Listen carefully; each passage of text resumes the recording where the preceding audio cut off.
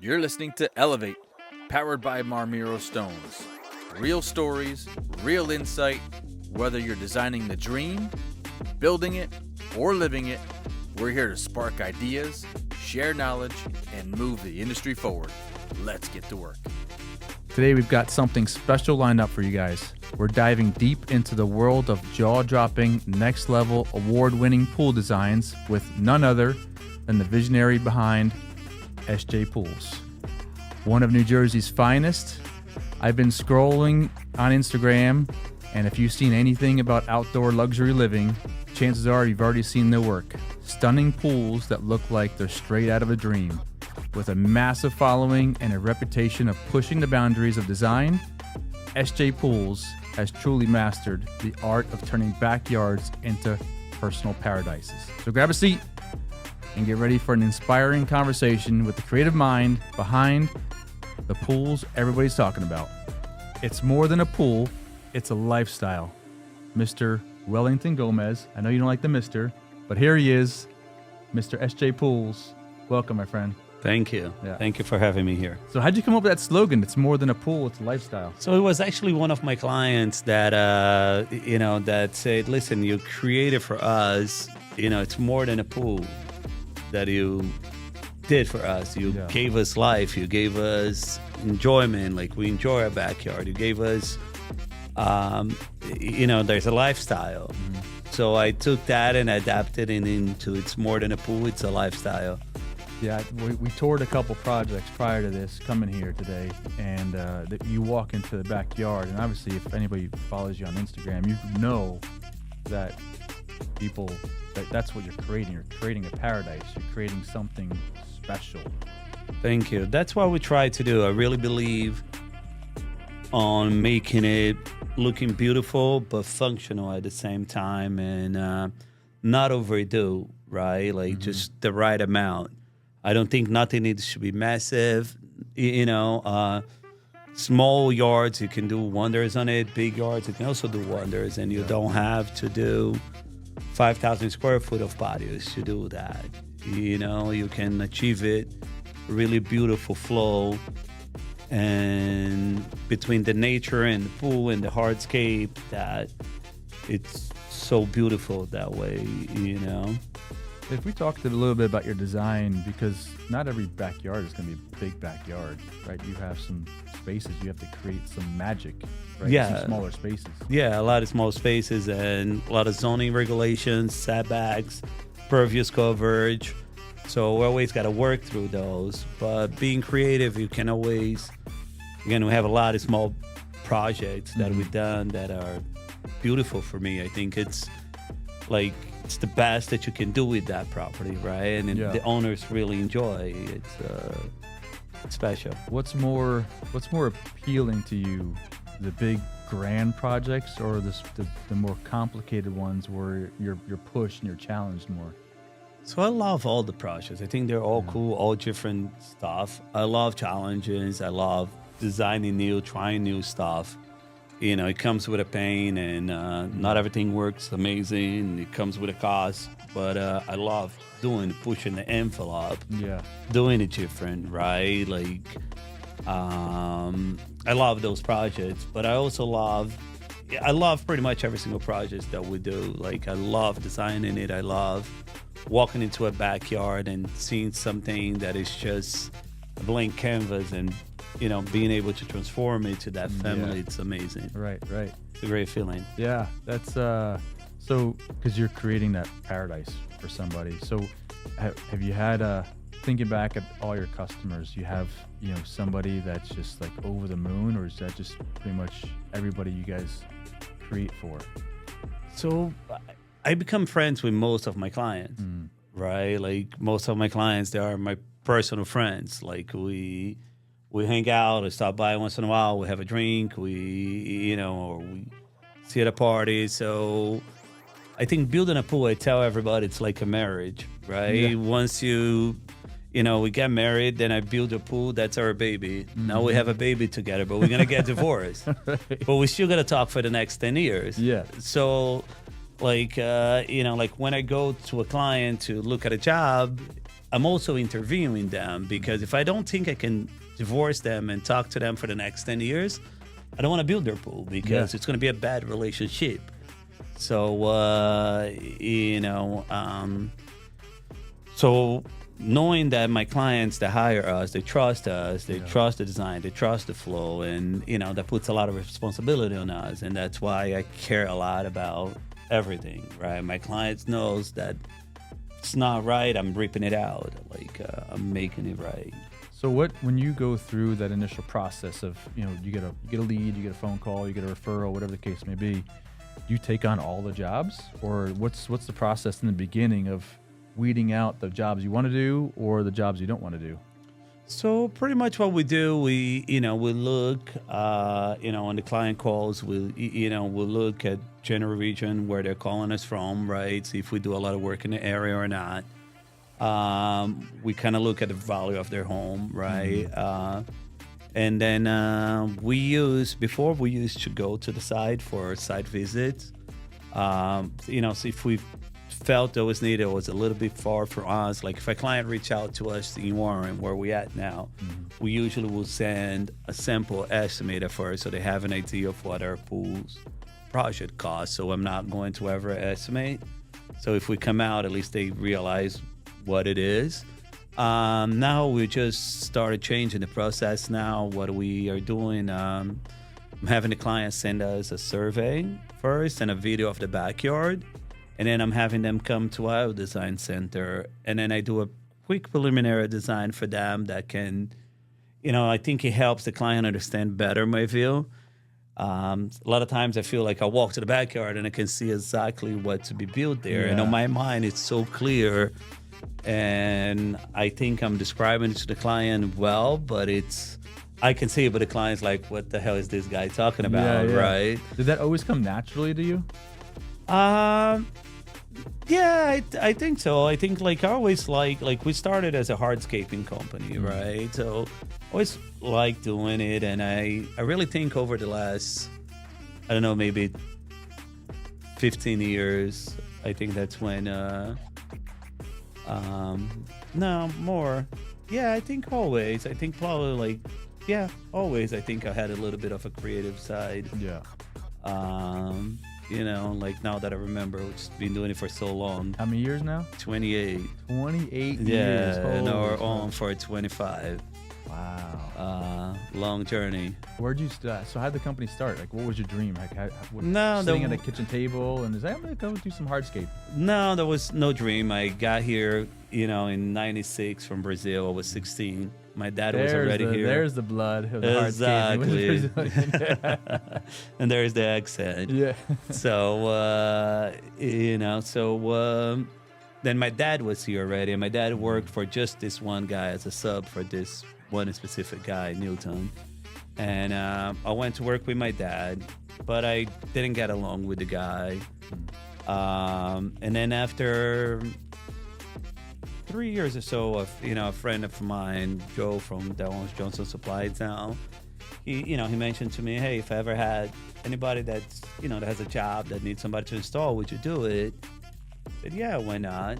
Yeah. So he recommended me to a beautiful job at the time. It was like 50,000 square foot of pavers. Wow. Yeah. It was it was big. First job. Yeah, it was a great job. And I was, I was getting paid per square foot at the time. Shoot, that was weird.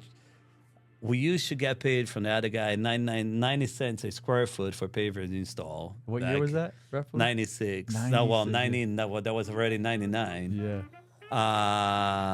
Right, 99. And then I remember, so we used to get paid 90 cents a square foot. Then I remember we got that job for like $1.65. So it was like, it's 65%, 70% more. And the guy was giving us a machine before we had to do everything by hand. So it was a great job. And my dad didn't want to leave to go do the job. He felt safe working with the other guy, the continuous work.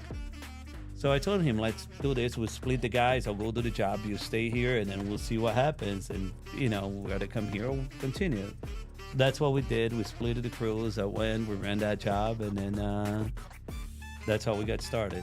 So it's SJ started SJ Landscaping or No, is SJ Paving. that SJ Paving. But we okay. never did asphalt. It was just an immigrant mistake. Instead of being SJ Pavers, Hey, you we learn. called SJ Paving, which is still, we have it until now.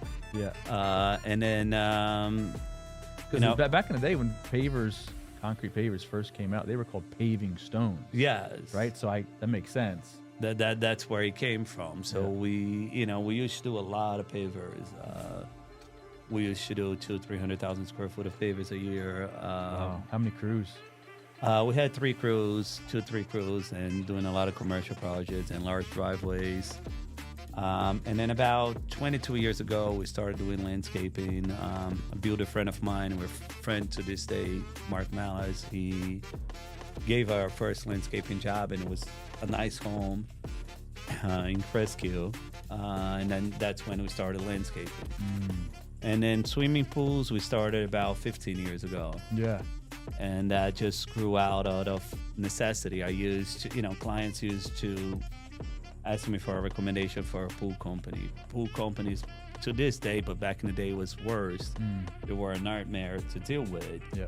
So I used to recommend this one company, right?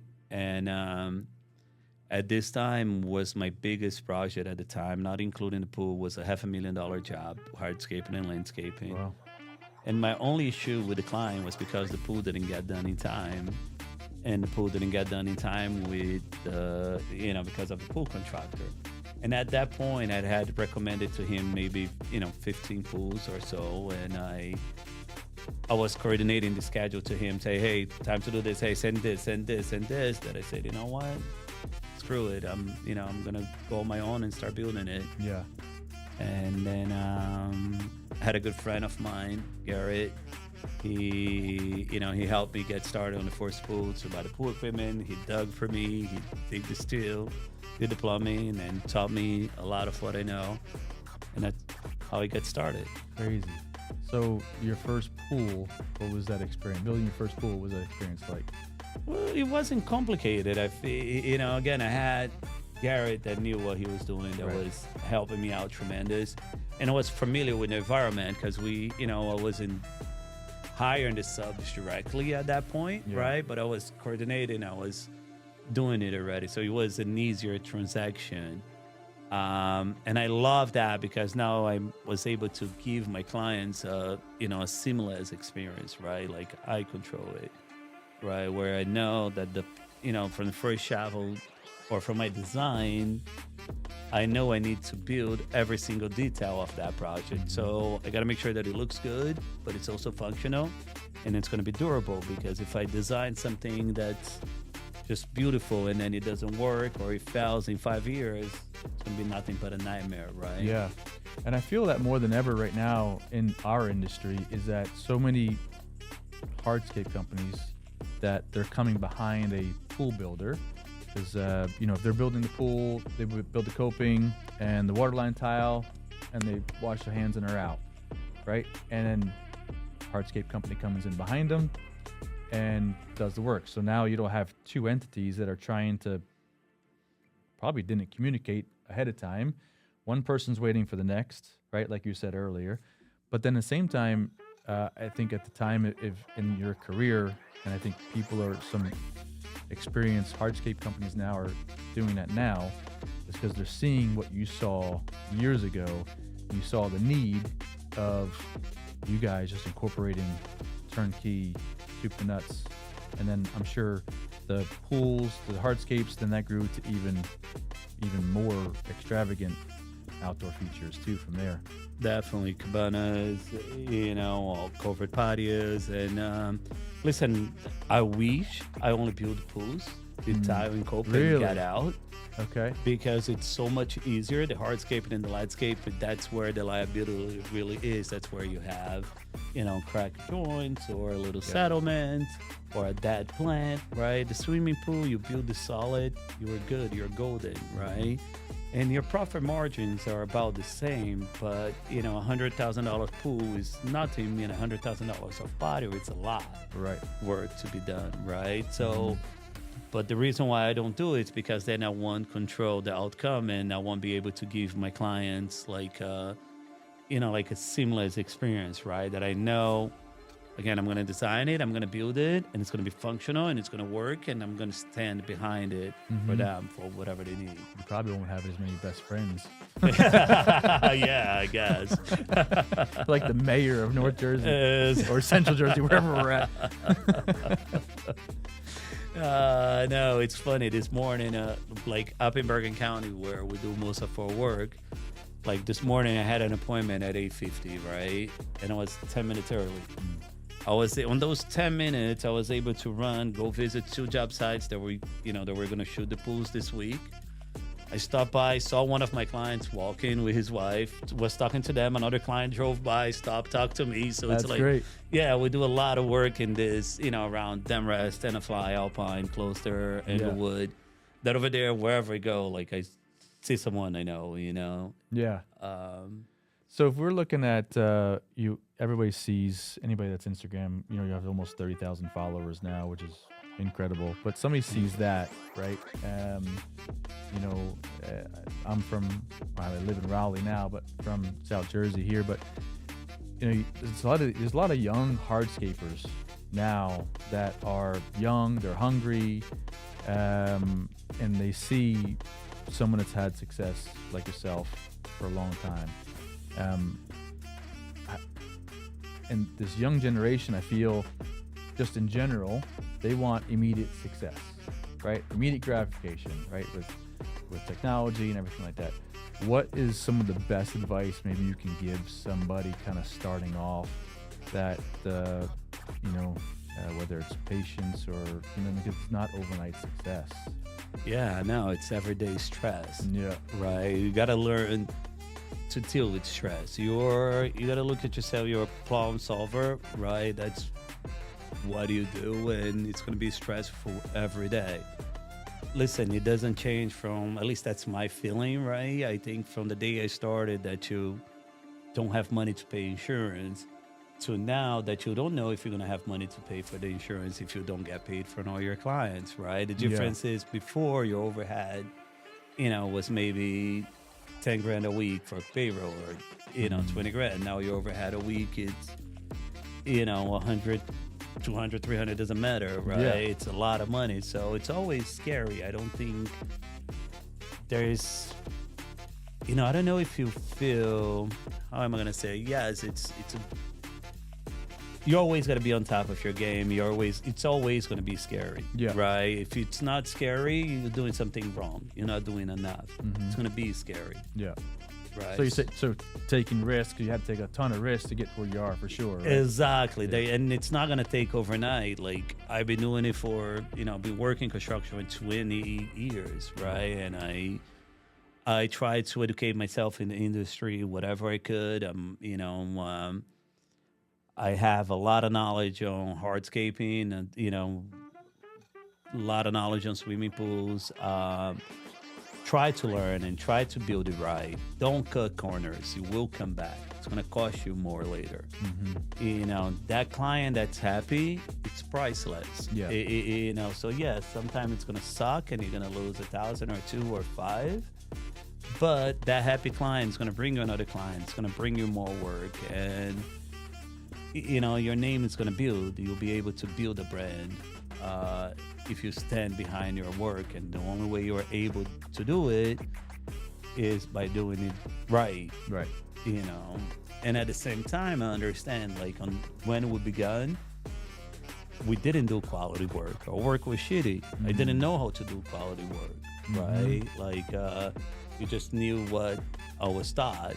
So, as I got educated, I learned, the needed to build it right and the reason why, right? Once they show you, all right, you need 12 inches of base on a driveway, this is why, and, X, Y, and Z, then you're like, okay, this makes sense. And then you do it for a couple of years and you don't see issues and you're like, yeah, this is how you should do it.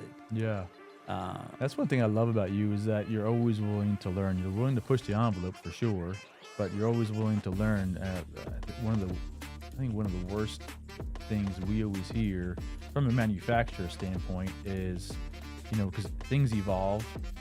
Insulations evolve, materials evolve, stone evolves, you know, man-made products evolve, right? So if you're not evolving to new times and market trends and things like that, then, I mean, if you're saying, I've always done it this way, I never had a problem.